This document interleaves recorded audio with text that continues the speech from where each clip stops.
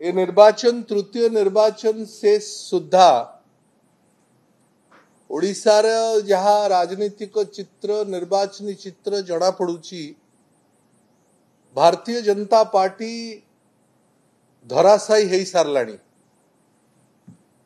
गोटे एकपाखिया निर्वाचन रो फलाफल आड़कू बिजू जनता दल जाउची। संख्या गरिष्ठता सहित गोटे बड़ व्यवधान रे बिजू जनता दल रो विजय हब यह प्राय प्राय सुनिश्चित। किंतु स्वाभाविक प्रक्रिया भारतीय जनता पार्टी रो स्वाभाविक प्रक्रिया स्वरूप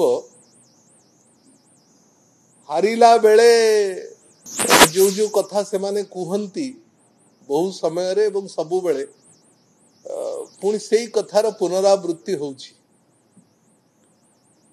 आमको भी व्यस्त लगे जेते बुझेले भी बुझु नांती ओडिशार लोक बुझी सारले भारतीय जनता पार्टी बुझी पारु नाही। 9 गला 14 गला 19 गला सबु बेले प्रत्याखित हेले ओडिशार लोक बुझिले भारतीय जनता पार्टी बुझी पारला नाही बोली बारंबार पराजय मुहा होउचंती। हारिले प्रशासनिक व्यवस्था करई नेला पैसा बंटा हे गला ई सब कथा कहिले आउ फिर चिटफंड कथा कहवा आरंभ कले। मु तो बुझी पारुनी जे जो दल